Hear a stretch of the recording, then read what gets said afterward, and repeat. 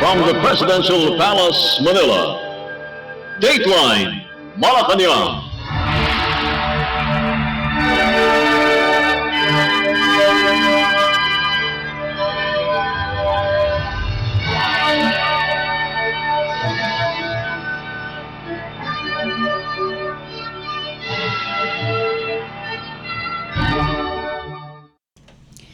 Good day, this is Dateline Malacañang in review. Philippine President Ferdinand R. Marcos Jr. and the First Family greeted everyone a prosperous 2024 as he looked forward to build better and more this year, looking back at the significant milestone in 2023. In his New Year's message Monday, the president said that hard-fought gains of 2023 have prepared the Filipino people and the country for whatever difficulties that 2024 brings. President Marcos highlighted the administration's achievements this past 2023, including the building of 33 additional specialty centers, over 2,000 classrooms, and 7 additional cold chain facilities. The chief executive also stressed the administration was able to facilitate investments in renewable energy through award of renewable energy contracts with a total potential capacity of around 121,000 megawatts. Let us listen to Philippine President Ferdinand R. Marcos Jr.'s New Year's Day message. Mga kababayan, nakikiisa ako sa bawat pamilyang Pilipino na masayang nagtitipon ngayon sa pagsalubong ng bagong taon. Nakikisama ako sa bawat isa sa inyo na mataimtim na nananalangin na harinawa ang darating ng mga araw ay mapuno ng pag-asa na hatid ng kasaganahan para sa lahat. Kabilang ako sa mga mahigpit na nananampalataya sa ating kakayahan at sa kabutihan ng may kapal, na lahat ng ating mga pinapangarap ay sana matupad. Tonight, as friends and family gather, our family joins yours in welcoming a peaceful and prosperous new year. We look back to the past year, pleased with what we have done. We look forward to the new year with a pledge to build better and more. We have set high hopes for the days ahead, and we know that these can only be achieved with hard work. Bagong taon, bagong pag-asa, at bagong panata na anuman ang mga balakid na haharapin ay sama-sama nating lalagpasan. No doubt, the coming year will bring its fair share of new challenges. But these we have weathered before, like the great tribulations our forefathers defeated. And as the proud inheritors of this indefatigable spirit, we too shall overcome. Ang lahi ni Rizal Bonifacio Mabini ay hindi basta magpapalupig. This is a land of heroes, past and present. The hard-fought gains of 2023 have prepared us for whatever difficulties 2024 will present. Batid ko na ang pag-unlad ay hindi dapat naririnig lamang sa talumpati o mga katagang nababasa. Nararamdaman din dapat ng marami. And there are other achievements not captured by headline economic barometers. We built 33 additional specialty centers, over 2,000 classrooms, and 7 additional cold chain facilities. We facilitated investments in renewable energy through the award of renewable energy contracts with a total potential capacity of around 121,000 megawatts. We also completed 8 water supply projects with 147 additional water projects being implemented in preparation for next year. We will continue to purge government of rules that slow the delivery of public services because when projects get delayed, progress is denied our people. And this commitment to efficiency and service will extend to documents and licenses because service delayed is also service denied. But not all public projects, however, are sunk into the ground. A great bulk of this are assistances to our brothers and sisters who are facing immense challenges in life. But TUPAD, IX, MAIP, and other programs of the government are not just safety nets that catch those who fell into hard times. They are the scaffolds upon which one can climb from where they find themselves now.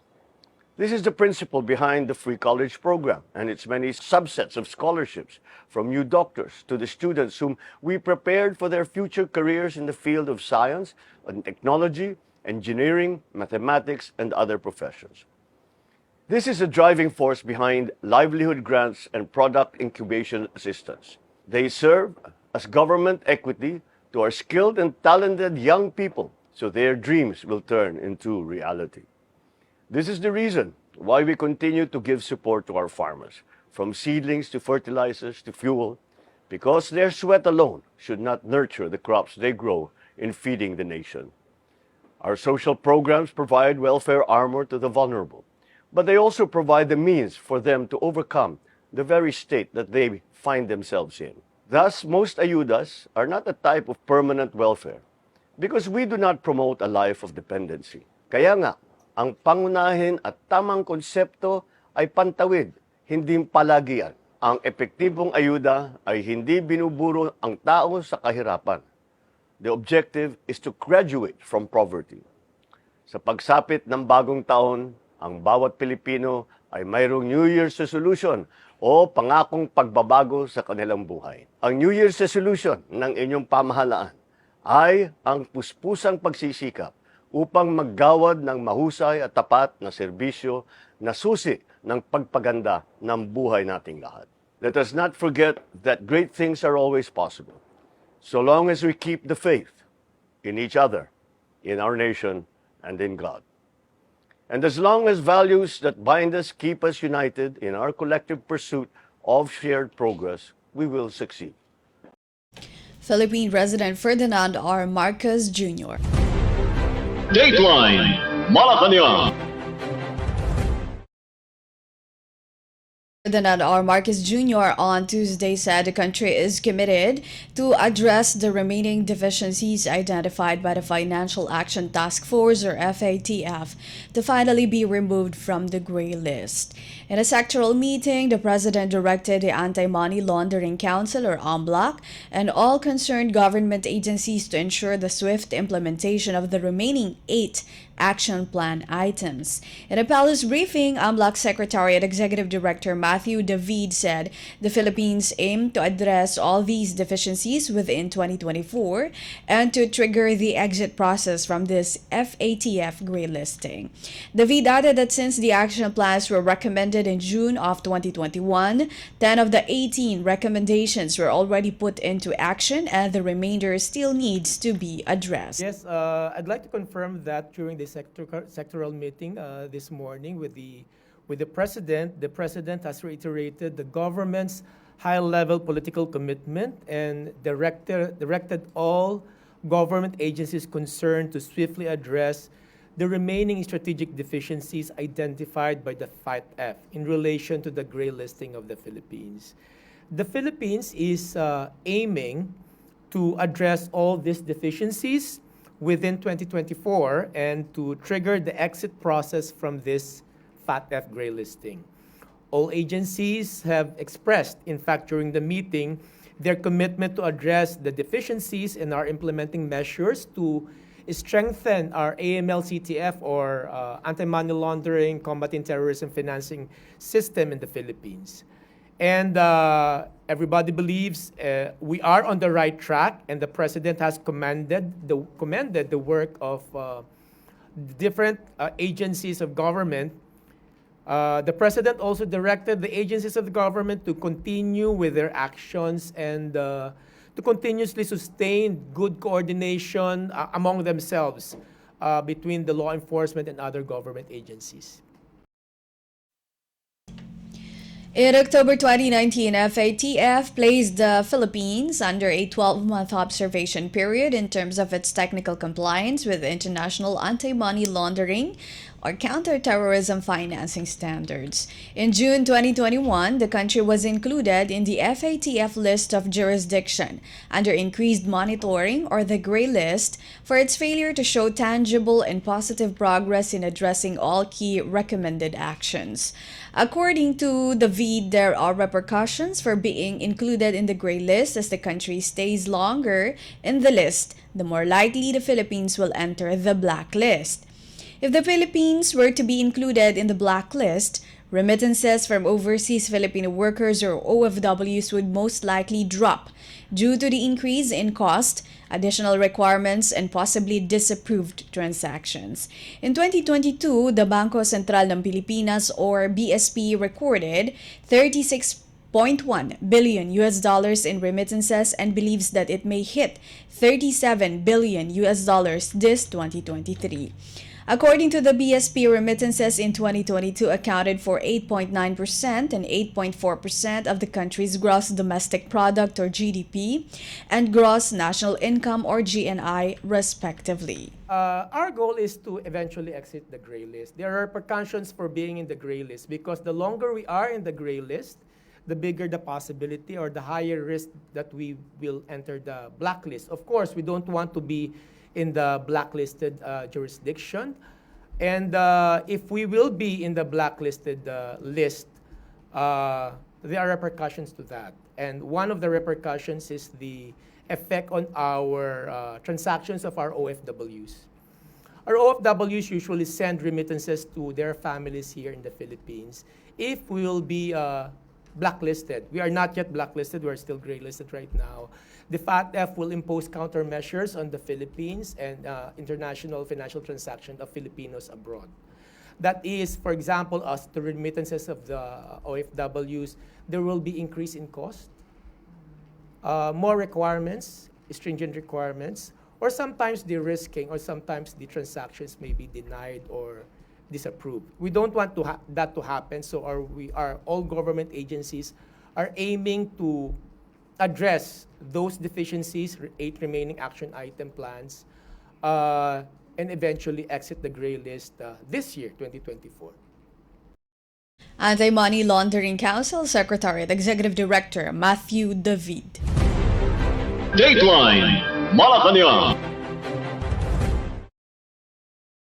President Ferdinand R. Marcos Jr. on Tuesday said that the country is ready to provide assistance to Japan in the wake of a devastating magnitude 7.6 earthquake that struck the East Asian country on New Year's Day.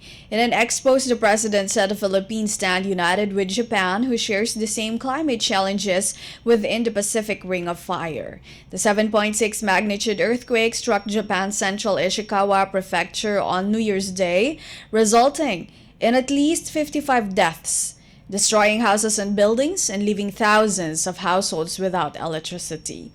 The chief executive said that the Philippine government is closely coordinating with its Japanese counterparts to ensure the safety of Filipinos residing and working in the region.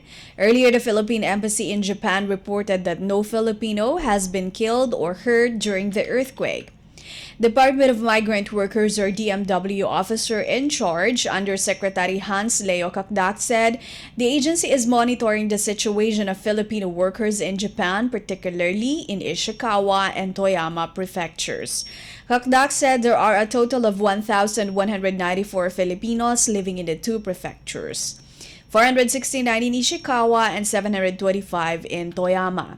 The DMW Undersecretary added that around 90% of the Filipinos in the region work in the sectors of manufacturing, welding, and carpentry, while around 10% are caregivers. Japan's Meteorological Agency or JMA immediately issued a major tsunami warning along western coastal regions, with authorities initially reporting the first waves hitting the coast just over 10 minutes later. It was reported that tsunami waves of up to 1.2 meters hit a number of areas along Japan's western coast. All tsunami advisories were later removed by Japanese authorities. Dateline Malacañang.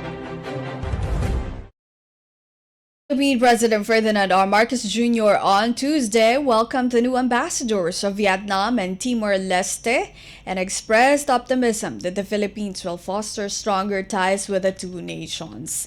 The president received the credentials of Vietnamese ambassador to the Philippines Lai Thai Bin and Timor-Leste ambassador to the Philippines Marciano Octavio Garcia da Silva in separate ceremonies at the Malacañang Palace in Manila. President Marcos Jr. told the newly designated Vietnamese ambassador that he came just in time, as the administration have many things planned between the two countries.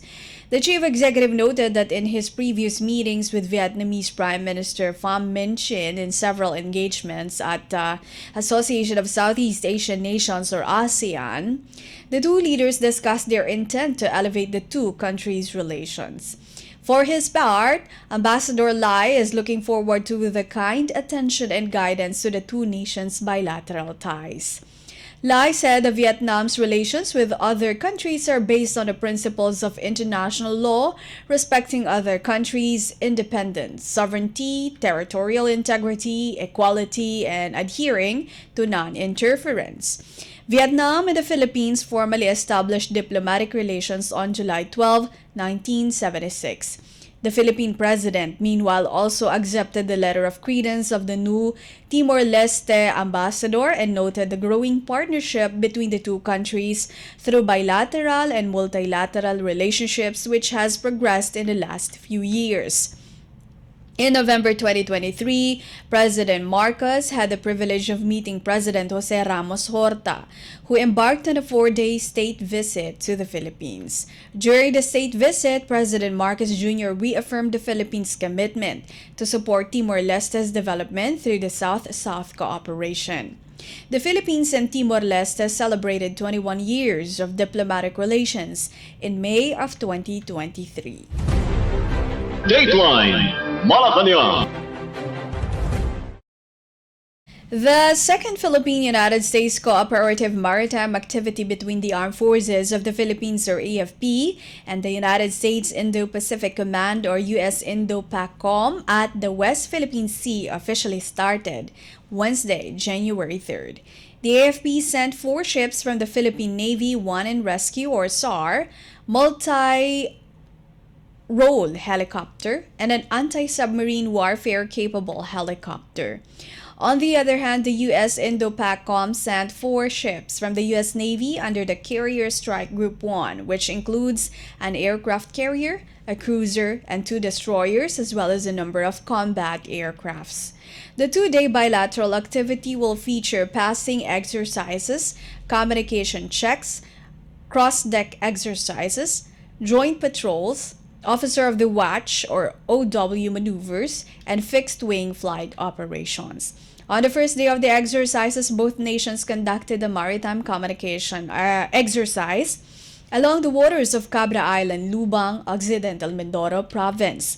Philippines AFP Chief of Staff General Romeo Bronner Jr. said the Philippines-U.S. cooperative maritime activity will send a message to the world that the ties between the two allies remain strong in promoting a rules-based international order and an open and free Indo-Pacific region amid the challenges in the area. According to the AFP chief, the activity is a big step in strengthening the alliance and interoperability of both the Philippines and the United States forces. This also shows the huge progress of the AFP in strengthening its defensive capabilities. Besides this, Bronner said the exercises will help develop the AFP into a world-class armed force. Dateline Malacañang. Philippines Presidential Communications Office or PCO reported that President Ferdinand R. Marcos Jr.'s anti-drugs campaign has confiscated around 10.41 billion pesos worth of illegal drugs from January to December 2023 and cleared more than 27,000 villages of narcotics. Citing a report by the Philippine National Police or PNP, 56,495 suspects were also arrested after conducting more than 44,000 anti-illegal drug operations. It added that 50 provinces, 1,160 municipalities, and 30 cities have functional anti-drug abuse councils or ADACs, implementing anti-drug priorities at the local level. An additional 74 inpatient treatment and rehabilitation facilities were also established. In a separate report through the consolidated efforts of the Department of the Interior and Local Government or DILG, Dangerous Drugs Board or DDB, Philippine Drug Enforcement Agency or PDEA, and the PNP, The government also cleared 27,968 villages of illegal drugs with 23 provinces, 447 municipalities, and 43 cities establishing their respective community-based drug rehabilitation programs, or the CBDRPs, as of December 27, 2024. The PCO said the administration aims to reduce the target listed drug personalities by 10% of the annual target list and establish CBDRPs and ADACs in all provinces, cities, municipalities, and barangays by June 2028. Dateline Malacañang. Philippines Department of Finance, or DOF, on Wednesday revealed that the Maharlika Investment Corporation, or MIC, held its inaugural board meeting. The meeting featured MIC President and Chief Executive Officer, or PCEO, Rafael Consing Jr., and Finance Secretary Benjamin Jokno, who acted as chairperson ex officio. Other attendees included Maria Lynette Ortiz, PCEO of Land Bank of the Philippines, Land Bank; Michael De Jesus, PCEO of the Development Bank of the Philippines, or DBP, and Directors Vicky Castillo Tan, Andrew Jerome Gan, Herman Lichauco II, and Roman Felipe Reyes. The MIC board discussed the fund capitalization and potential sectors to achieve multi-generational commercial, economic, and social development value creation.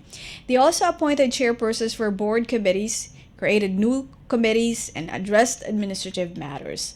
Also present during the meeting were Undersecretary Leo Angelo Larcia from the Department of Budget and Management, or DBM, who represented the fund's advisory body, as well as Treasurer Sharon Almanza from the Bureau of the Treasury, or BTR.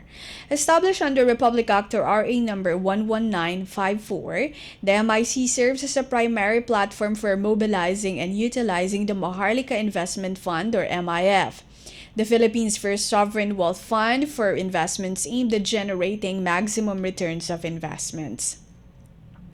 The MIF is in line with the administration of President Ferdinand R. Marcos Jr.'s 8-point socio-economic agenda for poverty reduction and Philippine Development Plan, or PDP 2023 to 2028, for deep economic and social transformation. Dateline Malacañang. On Thursday, announced that President Ferdinand R. Marcos Jr. is scheduled to meet with the Indonesian President Joko Widodo on January 10. In a social media post, the Presidential Communications Officer, PCO, said the President of the Republic of Indonesia will be conducting an official visit to the Philippines from the 9th to the 11th of January. The PCO said that the meeting between the Philippine President and President Widodo on the 10th of January will mostly focus on the progress of Philippines-Indonesia relations after the state visit of President Marcos Jr. to Indonesia in September of 2022. It added that President Marcos Jr. and the Indonesian president are expected to reaffirm their commitment to deepening and expanding Philippines-Indonesia ties. The Philippines and Indonesia will celebrate their 75th anniversary of formal diplomatic relations in November this year. Diplomatic ties between the Philippines and Indonesia were formally established on November 24, 1949. Meanwhile, Indonesian Foreign Affairs Minister Retno Marsudi is also visiting the country on January 9 to attend the ministerial meeting of the 7th Philippines-Indonesia Joint Commission for Bilateral Cooperation, or JCBC, in Manila. Marsudi will co-chair with Foreign Affairs Secretary Enrique Manalo to discuss regional issues and ways to take the two nations' bilateral cooperation to a higher level. Department of Foreign Affairs, or DFA, spokesperson Maria Teresita Daza said the two ministers would review the accomplishments of the two nations' collaboration initiatives, exchange views on issues of mutual interest, and consider plans for enhancing cooperation. The upcoming ministerial meeting follows the senior officials meeting of the 7th JCBC, which was convened via virtual format in April 2022. Dateline Malacañang. President Ferdinand R. Marcos Jr. has issued a memorandum that will direct government agencies and encourage local government units or LGUs to observe Community Development Week and Community Development Day in a bid to uphold and instill the bayanihan spirit and the value of community cooperation. Memorandum Circular MC number 41, signed by Executive Secretary Lucas Bersamin on January 3rd, orders the Department of Interior and Local Government, or DILG, in partnership with non-government and people's organizations, to lead the activities and programs of the annual Community Development Week and Community Development Day. The DILG is the lead agency in the annual celebration as stated under Proclamation number 316 in coordination with the non-government and people's organization. The first week of January of every year is declared as Community Development Week, while January 6th of each year will be the Community Development Day. Proclamation number 316, series of 1994, aims to recognize the invaluable contributions and concerned efforts of both government and non-government organizations in the development of local communities, people empowerment, and community mobilization. Dateline Malacañang. Before we conclude our program, we would like to invite everyone to come and visit our Facebook page at Radyo Pilipinas World Service. You will be able to hear and view our Filipino and English programs, including news updates here in the Philippines. Kindly subscribe, like, and share our posts as well. That includes this edition of Dateline Malacañang in Review for Radyo Pilipinas World Service. This has been Bea Gaza. Good day, everyone. From the Presidential Palace, Manila, Dateline Malacañang.